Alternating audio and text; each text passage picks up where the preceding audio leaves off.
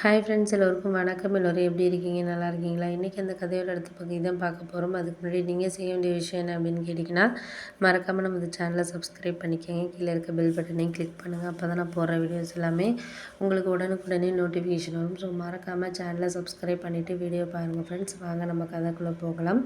நான் அடுத்த நாள் சரி அம்மா அப்பா சொன்னாங்க அப்படிங்கிறதுக்காக அந்த மாப்பிள்ளையை சரி வாங்க பார்க்கலாம், என்ன பார்க்கலாம் அப்படின்னு சொல்லிட்டு நான் சொல்லியிருந்தேன். ஆனால் மாப்பிள்ளை வந்ததுக்கப்புறம் என்னாச்சுன்னு பார்த்தீங்கன்னா, எனக்கு அவரை பேசுகிற ரொம்ப கொஞ்சம் அமைதியாக தான் பேசினார். எனக்கு பார்த்தோன்னே தெரிஞ்சிச்சு அவர் அதிகமாக பேசுகிறவர் தான். ஆனால் இங்கே நமக்காக கம்மியாக பேசுகிறாரு அப்படின்னு சொல்லிட்டு எனக்கு பார்த்தோன்னே தெரியுது. ஏன்னா நான் ஒரு ஹெச்ஆர் டிபார்ட்மெண்ட்டில் ஒர்க் பண்ணுறவாசி ஒரு பர்சனை பார்த்தோன்னே நமக்கு எந்த மாதிரி அவங்க பிஹேவ் பண்ணோன்னே தெரிஞ்சிடும் அவங்க எப்படி என்னன்ட்டு. ஏன்னா நிறைய பேரை நான் இன்டர்வியூ பண்ணுறதுனால ஓரளவு எனக்கு எல்லாரையுமே பற்றி தெரிஞ்சிட்டு இருந்துச்சு. அதனால என்னாச்சுன்னு பார்த்தீங்கன்னா, நான் அவரை பார்த்தோன்னே எனக்கு தெரிஞ்சு போயிட்டு சரி ஓகே, இதுக்கப்புறம் நம்ம எதுவும் இது பண்ணக்கூடாது அப்படிங்கிற மாதிரி நான் இருந்தேன். அடுத்த ஒரு 2-3 நாளைக்கு அப்புறம் மாப்பிள்ளை வீட்டிலேருந்து அவங்க கால் பண்ணாங்க. இது மாதிரி பொண்ணு எங்களுக்கு ஓகே தான், என்ன நீங்கள் என்ன முடிவு சொல்கிறீங்க அப்படின்னு சொல்லிட்டு அப்பா கிட்டே கேட்டாங்க. அதுக்கு அப்பா சொல்கிறாரு, என் பொண்ணை கேட்டுட்டு தான் நான் முடிவு பண்ணுவேன், இப்போதைக்கு எதுவும் சொல்கிற மாதிரி இல்லை அப்படின்னாரு. உடனே நான் பக்கத்தில் தான் நின்றுட்டு இருந்தேன். சரி நான் உங்களுக்கு அப்புறம் பேசுகிறேன் அப்படின்னு சொல்லிட்டு வச்சுட்டாரு. அதுக்கப்புறம் என்கிட்ட கேட்டார், என்னம்மா முடிவு சொல்கிறேன் என்னன்னு.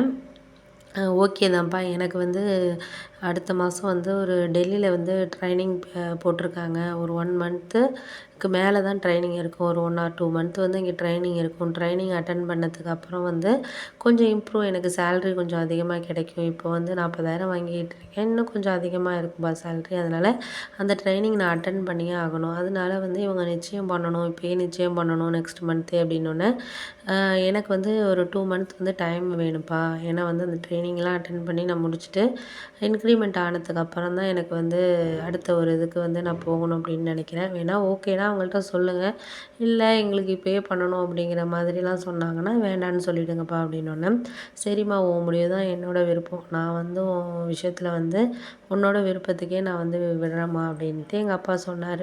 ஏன்னா நம்மளுக்கு ஃபேமிலியில் இருக்கவங்க முக்கியமாக நம்மளுக்கு ஒரு ஃப்ரீடம் கொடுத்தா மட்டும்தான் நம்மளுக்கு எந்த ஒரு ஒர்க் லைஃபாக இருந்தாலும் சரி, இல்லை ஒரு விஷயத்தை நம்ம அச்சீவ் பண்ணுறதுக்கு ஃபேமிலியில் இருக்கவங்களும் ஹெல்ப் பண்ணால் மட்டும்தான் நம்மளால் முடியும் அப்படிங்கிற மாதிரி இருந்துச்சு. அதனால நான் முடிஞ்ச வரைக்கும் நான் அப்பா கிட்டே எடுத்து சொன்னேன். அவரும் புரிஞ்சுக்கிட்டாரு. அம்மா கூட ஃபஸ்ட்டு சொன்னாங்க, உங்கள் பொண்ணு பேச்சை கேட்டுட்டு நல்ல ஒரு வரன் வரப்போ ஏன் இப்படி பண்ணுறீங்க, இப்போ ஏன் டெல்லி போகிறதுலாம் அவசியமா அப்படி இப்படின்னாங்க. அப்புறம் தான் எங்கள் அப்பா சொன்னார், அவளுக்கு ஒரு வாய்ப்பு கிடைச்சிருக்கு, இந்த வாய்ப்பு உனக்கோ எனக்கோ கிடைக்கல, அவள் நல்லா படித்து இந்த லெவலுக்கு வந்திருக்கான்னா அவளுக்கு இந்த வாய்ப்பு கிடைச்சனால தான் இந்த நிலைமைக்கு வந்திருக்கா. அதை புரிஞ்சுக்கிட்டு நீ கொஞ்ச நாச்சும் அவளை கொஞ்சம் என்கரேஜ் பண்ணனாலும் பரவாயில்ல, இந்த மாதிரி ஏடா கூடமாக பேசிகிட்டு இருக்காது அப்படின்னு எங்கள் அப்பா எங்கள் அம்மாவை பிடிச்சி பேசினார். நான் சொன்னேன், அம்மாவுக்கு புரியாமல் பேசுகிறாங்கப்பா, நீங்கள் விடுங்க, அவங்கக்கிட்ட பேசி நீங்கள் டைம் வேஸ்ட் பண்ணோன்னா நீங்கள் மாப்பிள்ளை வீட்டில் அவங்க அப்பாக்கிட்டேயோ அம்மாக்கிட்டேயோ இதை எடுத்து சொல்லி பாருங்கள். இல்லை அவங்க இல்லை அப்படிங்கிற மாதிரி சொன்னாங்கன்னா விட்டுட்டு வேலையை பாருங்கப்பா அப்படின்னோடனே எங்கள் அப்பாவும் சரி ஓகே அப்படின்னு சொல்லிட்டு அப்புறம் பேசினார். நான் ஆஃபீஸ் கிளம்பி வந்துட்டேன். வந்ததுக்கப்புறம் அப்புறம் என் ஃப்ரெண்ட்ஸ் எல்லாம் சொன்னாங்க, என்ன பொண்ணு பார்க்க வந்தாங்களாமே அப்படி இப்படின்ட்டு. ஏன்னா நான் இப்போ அசிஸ்டன்ட் ஹெச்ஆராக இருக்கனால ஹெச்ஆர் இன்டர்வியூ பண்ணாத நாட்களில் நான் இன்டர்வியூ பண்ணுவேன். அந்த மாதிரி தான்.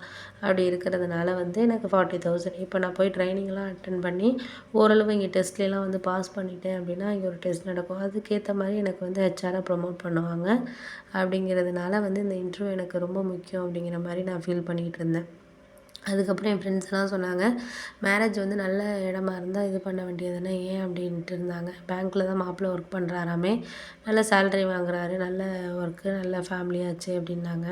இருந்தாலும் அவங்க ஒர்க் பண்ணுறது ஓகே தான், நம்மளுக்குன்னு ஒரு இது இருக்குல்ல, சேலரி வாங்கணும், நம்மளுக்குன்னு ஒரு லெவலில் நம்ம போகணும்னா அதுக்கேற்ற மாதிரி நம்ம நம்ம இது பண்ணால் மட்டும்தான் முடியும் அப்படிங்கிற மாதிரி நான் சொன்னதுக்கப்புறம் அதுக்கப்புறம் என் ஃப்ரெண்ட்ஸும் ஆமாம் அதுவும் உண்மை தான், நம்ம டீம்லேயே திலகா மேரேஜ் பண்ணிட்டு போனால் ஃபஸ்ட்டு மாப்பிள்ளை வீட்டில் ஒர்க் பண்ணலாம் அப்படின்னு தான் சொன்னாங்க. அதுக்கப்புறம் மேரேஜுக்கு அப்புறம் இப்போ 2 பிள்ளைங்கள ஆனதுக்கப்புறம் என்னத்தை ஒர்க் பண்ணுறா, நல்ல சேலரி நேரம் வாங்கியிருந்தா 50,000 60,000த்துக்கு மேலே வாங்கிட்டு இருந்திருப்பா. நல்ல டேலண்டான பொண்ணு, அவசரப்பட்டு அவங்க வீட்டில் கல்யாணம் பண்ணி வச்சுட்டாங்க. அதுக்கு என்ன பண்ணுறது, ஒரு ஃபேமிலியில் இப்போ உங்கள் அப்பா புரிஞ்சுக்கிட்ட மாதிரி எல்லோரும் புரிஞ்சுக்கிட்டு கொஞ்சம் டைம் கொடுத்தாங்கன்னா எல்லாம் சக்ஸஸ் ஆகும் அப்படின்னோடனே, ஆமாம் எனக்கு கிடைச்ச அப்பா மாதிரி யாருக்கும் கிடைக்காது, அவர் என்னை புரிஞ்சுக்கிட்டு இந்த அளவுக்கு எங்களை கொண்டு வந்திருக்காரு, என்னையும் சரி அண்ணனையும் சரி ரொம்ப ஒரு நல்ல நிலைமைக்கு கொண்டு வந்திருக்காருன்னா அவர் வந்து ஓரளவு வாழ்க்கையில் பட்ட கஷ்டத்தை நம்ம படக்கூடாது, நல்ல ஒரு லெவலில் இருக்கணும் அப்படிங்கிறனால தான் அவர் இந்த அளவுக்கு எங்களுக்காக மெனக்கடுறாரு அப்படின்னோடனே சரி சரி அதுவும் ஓகே தான், நீ சொல்கிறதெல்லாம் கரெக்டு தான்,